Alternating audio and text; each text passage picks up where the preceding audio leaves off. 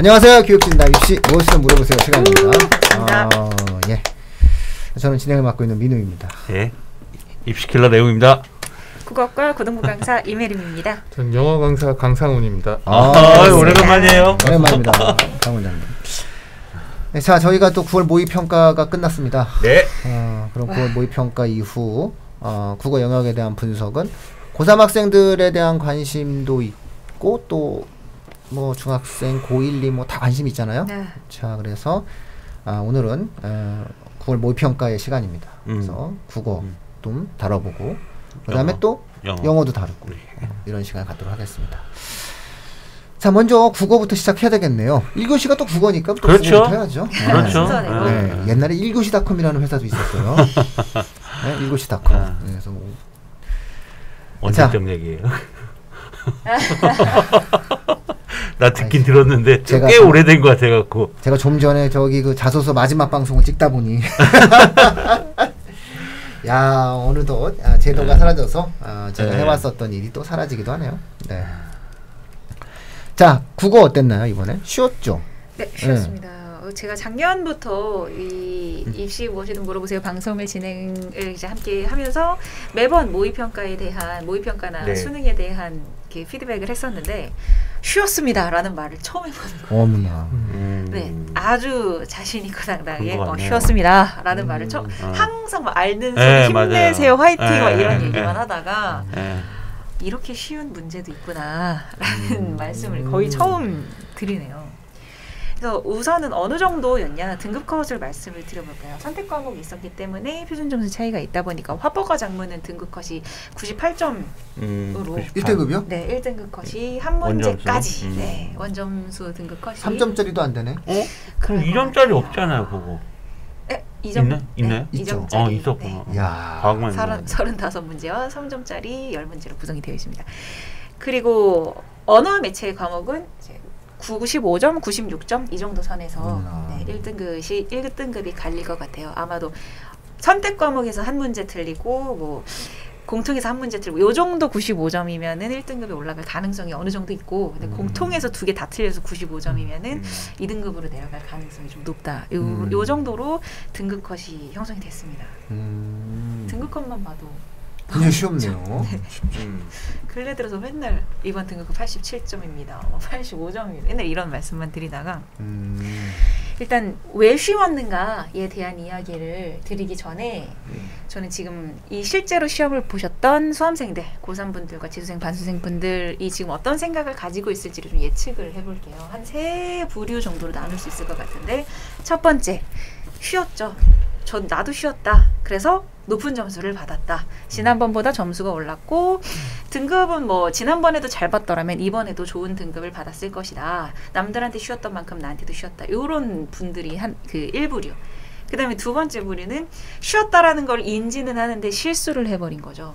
실수가 이런 시험에서는 한두 문제만 나가도 등급이 와르르 떨어지는 경우도 너무 아쉬움으로 막 이번에 한번 좋은 점수 받을 수 있었는데 이런 친구들이 있었을 거고 마지막 세 번째는 쉬었다고요? 이런 친구들 네. 안 쉬었는데 용모랑 비슷했는데 이런 친구들이 있었어요.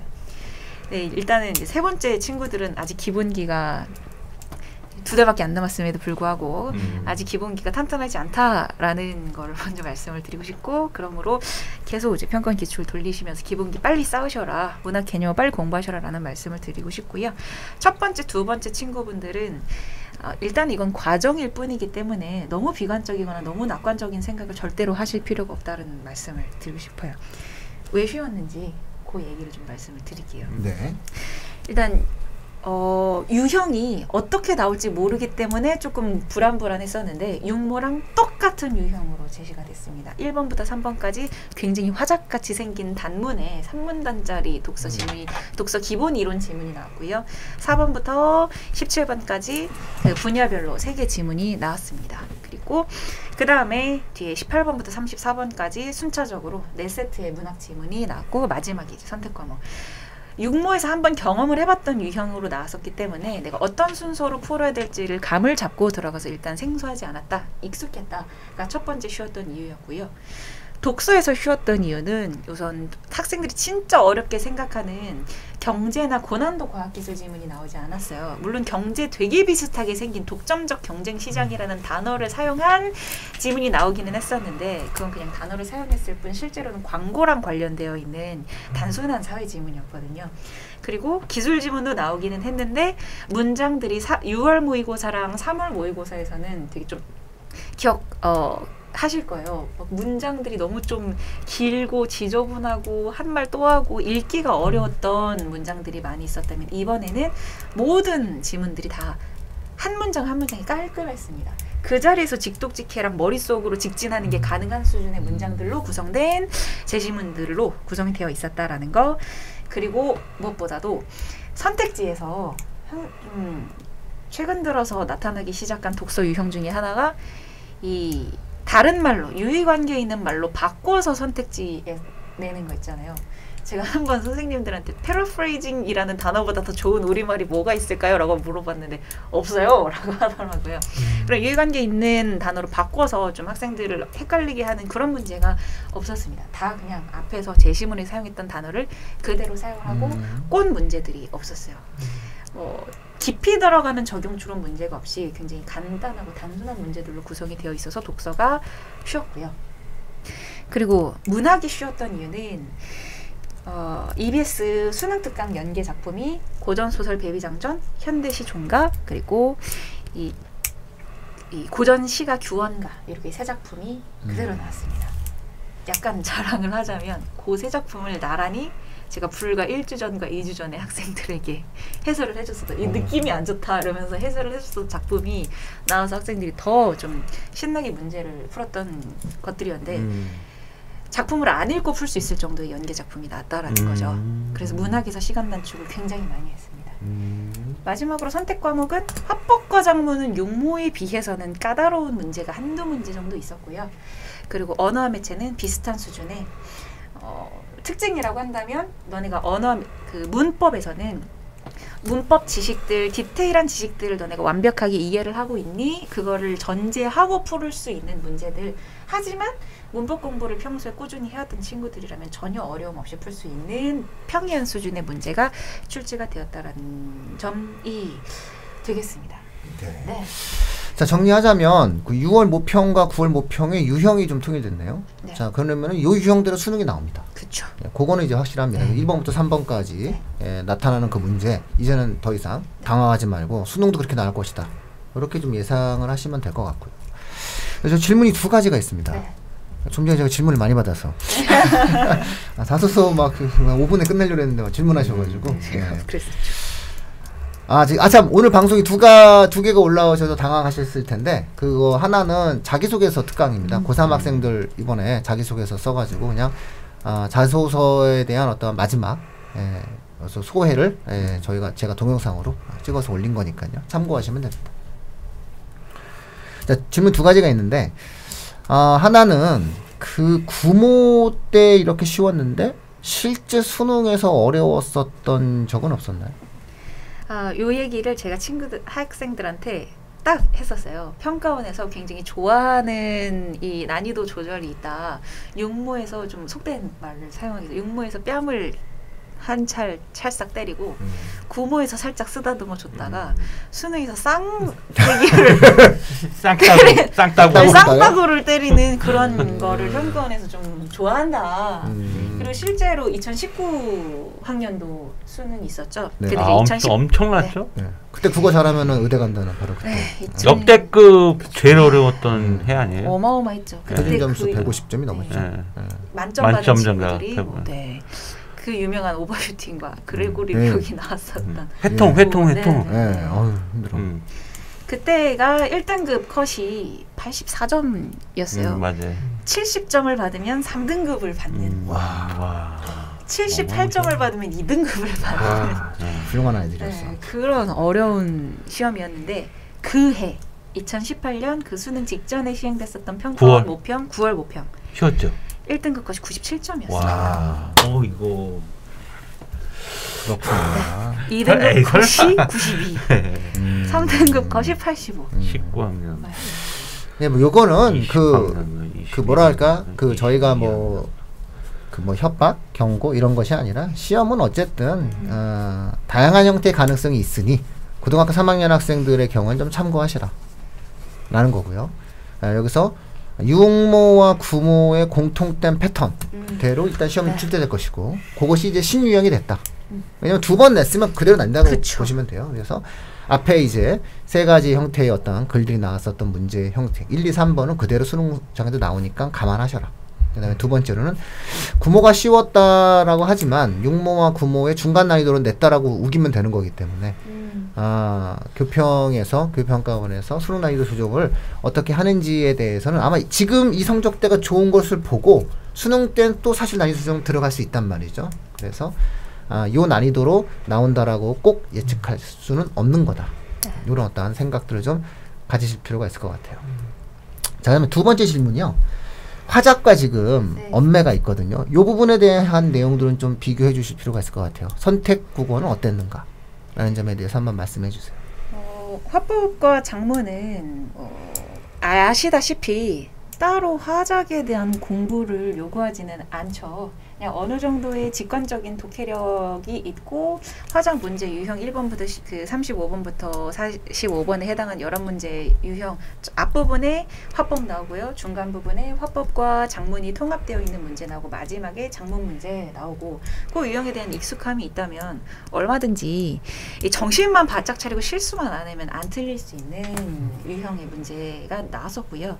다만 화작이 지난번 여러 번 말씀드렸던 적이 있었던 것 같은데 그래도 너무 표점에서 차이가 클 수 있기 때문에 화작 난이도를 좀 조정을 할 수도 있을 것이다. 화작이 어느 정도 살짝 까다로울 수도 있을 것이다 라는 예측을 조금 했었는데 이번 9월 모의평가에서 화작에서 난이도를 아주 살짝 자칫 잘못 보면은 실수를 하고 넘어갈 수 있는 함정들을 몇 개를 파놨더라고요. 손쉽게 직독직해가 되지 않는 문장들을 많이 넣기도 했었고요. 하지만 그래도 화작은 막 어려웠습니다. 이런 말을 꺼내기에는 조심스럽고요. 언어 매체도 아까 말씀드렸다시피 문법의 기본 지식은 이제 너네 다 갖추고 있다라고 가정을 하고 문제를 냈습니다. 근데 이제 매체가 관건인데 매체는 1대1 대응 문제로만 출제가 되고 있어요. 매체 특성 같은 경우는 이제 한 문제 정도가 나오는데 그건 그냥 한국 사람이면 다 풀 수 있는 문제고요. 나머지는 1, 2, 3, 4, 5번 중에 2번이 답인 것 같다고 해서 3, 4, 5를 안 읽고 넘어가는 답을 찍고 넘어가는 학생들은 틀리게끔 문제를 냈어요. 그러니까 3, 4, 5번 중에 더 가장 정답에 근접한 지문을 끝까지 다 보셔야 1, 2, 3, 4 선택지를 하나하나 다 1대1 대응해가면서 보셔야 실수를 줄일 수 있는 유형의 문제들이 나왔고요. 하지만 매체는 여러분들이 많은 좀 시중에 나와 있는 문제들이나 기출문제들 유형 파악하시다 보면은 얼마든지 그런 사소한 실수는 줄일 수 있을 거다라고 생각이 되는데 언어 매체를 선택한 친구들이 확실히 이번에 등급컷에서도 보이다시피 표준 점수에서 이 달콤한 달콤한 결과를 가져가게 되는 건 부인할 수는 없을 것 같습니다. 네, 뭐 수학도 미적이 그랬어요. 자, 그러면은 뭐 또 역시 이 부분도 정리하자면 어차피 지금 현 고3 학생들 입장에서 놓고 본다고 했을 때는 문제가 쉽냐 어렵냐보다도 절반 정도의 학생들은 수능 등급 컷을 내가 맞출 수 있냐 없냐에 대한 문제거든요. 그러니까 쉬웠으니까 내가 등급을 올릴 수 있다고 생각하면 안 된다는 거예요. 그러니까 예를 들어서 어려웠는데 내가 등급 컷을 맞출 수 없을 것 같다. 뭐 예를 들어서 내가 구모 때 2등급 나왔는데 이렇게 어려우면 내가 수능 때는 3등급 나올 것 같아. 이렇게 생각하는 게 잘못된 것처럼 내가 지금 3등급을 받았는데 쉬웠어. 실수했어. 하나 더 맞을 수 있으니까 나 2등급 나올 수 있어. 나 요걸 기준으로 수능 최저 등급 컷을 생각할 거야 라고 생각하시면 안 됩니다. 쉬우면 쉬운 대로 잘 봤어야 되고요. 어려우면 어려운 대로 또 잘 봤어야 하는 겁니다.